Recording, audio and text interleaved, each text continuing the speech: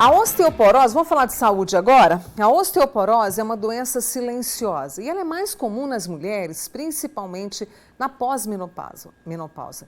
Mas tem um detalhe que está chamando bastante a atenção, porque ela também atinge os homens. E aí nós temos a seguinte situação: o diagnóstico que é feito de forma tardia e pode trazer consequências muito graves. Eu vou conversar agora com a médica ortopedista, a doutora Cíntia Monteiro Mendes. Cíntia, que prazer te receber aqui. O prazer é meu, muito obrigada pelo convite, ainda mais para falar de um problema tão importante atualmente, né? E aí, os especialistas, vocês estão preocupados justamente por isso, porque o diagnóstico tem sido feito de forma tardia, quando, por exemplo, há uma fratura. Sim, a doença osteoporose foi considerada por muitos anos uma doença da mulher pós-menopausa.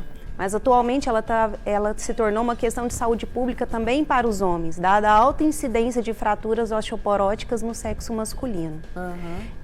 O homem também pode ser acometido por osteoporose, principalmente por conta do envelhecimento populacional e por aumento de fatores de risco da vida moderna, como tabagismo, alcoolismo, sedentarismo e vários outros fatores que contribuem para o aparecimento da osteoporose também nos homens. O que a gente pode fazer para que isso melhore, para que eles estejam atentos, né, e que a doença não seja subdiagnosticada? Então, atualmente sabe-se que é necessário pedir densitometria óssea, que é um exame que faz o diagnóstico de osteoporose em homens jovens que tiveram fraturas por traumas de baixa energia, ou homens que apresentam os fatores de risco, como tabagismo, alcoolismo, uso crônico de corticoides, artrite reumatoide, uso crônico de anticonvulsivantes e alguns outros fatores, como o uso de imunossupressores em pacientes que passaram por transplante de órgãos.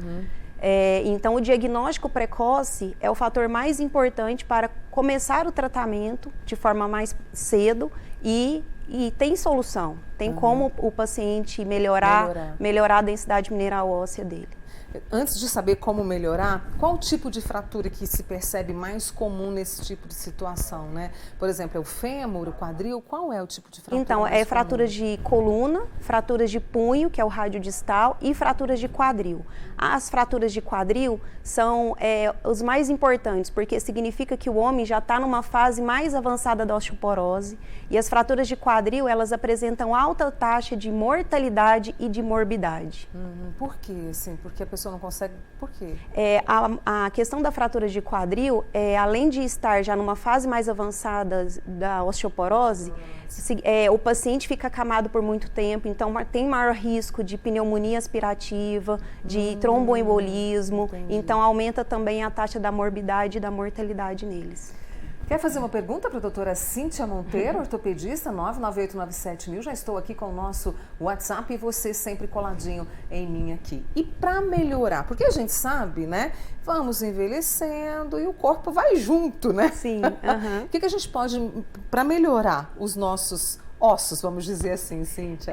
Então, o que é mais importante? Nos homens que apresentam fatores de risco, tirar esse fator de risco. Então, tirar o tabagismo, a questão do álcool. Tem alguns estudos que mostram que após 2 anos de parar de usar o álcool, já melhora a densidade mineral óssea e já também melhora a questão diminui a chance de fratura. Diminuição ou até mesmo retirar o uso de corticoides naqueles pacientes que necessitam, como artrite reumatoide e algumas outras doenças. Melhorar a questão do sedentarismo, então atividade física é importantíssimo, atividade física de impacto, de ganho de massa muscular. O ganho de massa muscular, ele é quase proporcional ao ganho de massa óssea. E atividade física de ganho de massa muscular, como a musculação, pilates, uma hidroginástica, também favorecem a questão de diminuição de queda, melhora da coordenação motora e do equilíbrio. Então, indiretamente e diretamente diminui muito a questão da osteoporose. Outra coisa é a ingestão de cálcio diário, né, que é preconizada a ingestão de 1.000 a 1.200 miligramas de cálcio por dia. Fazer a correção da vitamina D em pacientes com uma vitamina D abaixo de 30, às vezes até mesmo uma suplementação de vitamina D de 1.000 a 2.000 unidades por dia, ou de 7.000 a 14.000 unidades por semana. são os fatores mais importantes. E nessa questão de reposição, né, dessa vitamina D, é preciso prescrição de vocês, sim, né? Sim. Não posso ir à farmácia e comprar por conta própria, não. Porque precisa saber, né, quanto que eu tenho ali de vitamina D. É isso, precisa fazer uma dosagem dessa vitamina D e em pacientes acima de 60 anos é preconizada até uma suplementação de 2.000 unidades diária. Você falou do exercício físico. Ontem, inclusive, a gente teve aqui, né, o Guilherme Lepre, que trouxe mais uma vez a importância da gente se movimentar. E a grande preocupação é que, por mais que se fale em informe, o sedentarismo ainda é um calo ali para a gente. E, quer dizer, isso traz um prognóstico complicado lá para frente, porque a população está envelhecendo, né, Cíntia? É muito complicado. Os pacientes com mais de 50 anos, eles são mais resistentes a fazer atividade física, principalmente aqueles que nunca fizeram. Então, você convencê-lo da importância disso é muito difícil. Mas quando ele parte para essa ideia de que é importante e ele vai fazer, a melhora é considerável, tanto direta, ganhando massa óssea, quanto indiretamente diminuindo o risco de quedas. E aí, quando você tem a queda, tem a fratura, o tratamento é muito complicado, porque você tem ali o período de recuperação e muitas vezes é necessária a cirurgia, Cíntia? Em fraturas de quadril, praticamente sempre é necessário a cirurgia. É um paciente que vai ficar acamado por um tempo maior, então ele tem um risco de complicação muito grande nesses casos. Fraturas de punho, na maioria das vezes, também ela é cirúrgica. A fratura de coluna, ela já pode ser conservadora ou cirúrgica, depende do caso.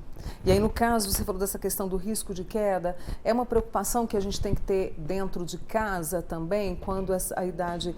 Estamos ali, né, temos autonomia e tudo, mas o corpo, como eu disse, ele vai envelhecendo. Em casa também é preciso ter muito cuidado para evitar esse tipo de fratura? Sim, sim. Algumas medidas preventivas, elas são muito importantes no domicílio. Então, retirar tapetes que podem causar a questão de quedas. Pacientes com mais de 60, 70 anos, colocar barras no banheiro, principalmente ao redor do vaso sanitário e até mesmo dentro do chuveiro. Calçados antiderrapantes, se tiver degrau em casa, colocar aquelas fitas antiderrapantes no degrau. Então, sempre estar bem calçado para evitar a questão de escorregamento e quedas. Densitometria óssea, quando a pessoa deve fazer? Em qual fase da vida, em qual idade, né, a gente deve fazer? E ele é anual, Cíntia? No caso do homem especificamente, que é o assunto hoje, depois eu falo da mulher. Tá. Na questão do homem, em pacientes jovens de 40 a 50 anos que tiveram fraturas por traumas de baixa energia, apenas um escorregão e teve uma fratura, é indicado fazer densitometria. Em homens com fator de risco, como o uso do álcool, tabagismo, uso crônico de corticoides, uso de imunossupressores, artrite reumatoide, doenças gastrointestinais, e no homem acima dos 70 anos por conta da diminuição da testosterona neles. E vai caindo, né? Isso. Na mulher, a mulher pós-menopausa também precisa fazer uma densitometria óssea após os 50 anos e se ela apresentar esses fatores de risco, até mesmo antes dos 50 anos. Quando a gente evidencia uma osteopenia, que é a baixa densidade mineral óssea, ou até mesmo osteoporose na densitometria, é preconizado repeti-la anualmente para comparar a questão do tratamento, se ele está sendo eficaz.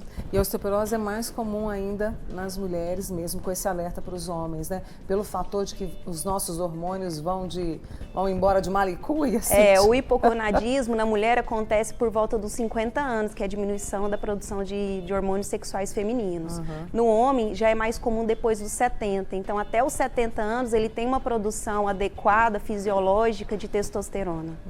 E é importante que a gente se preocupe com isso, porque a gente percebe muitas pessoas de 50 anos, ali de 60, né? Mais de 60 até, na ativa. Então, esse estilo de vida, essa prevenção e esse cuidado são importantes, né?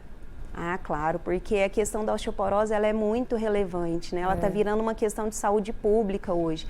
Tem um estudo nos Estados Unidos que em 2050 estima-se 6,3 milhões de fraturas de quadril por ano. Nossa, por conta da osteoporose. Isso sobrecarrega todo o impede sistema. A qualidade de vida e os sonhos a serem realizados nessa fase. Sim. Deixa eu trazer aqui, olha, a pergunta da Irene, quer saber, acho que talvez ela nunca tenha visto como seja densitometria óssea. Como é que é feito esse exame? É um exame simples, né? Ele é feito como se fosse uma radiografia e nessa radiografia vão fazer um estudo da questão da densidade mineral óssea, feito principalmente raio-x do quadril, do punho e da coluna. E a partir de um sistema, eles fazem a medição.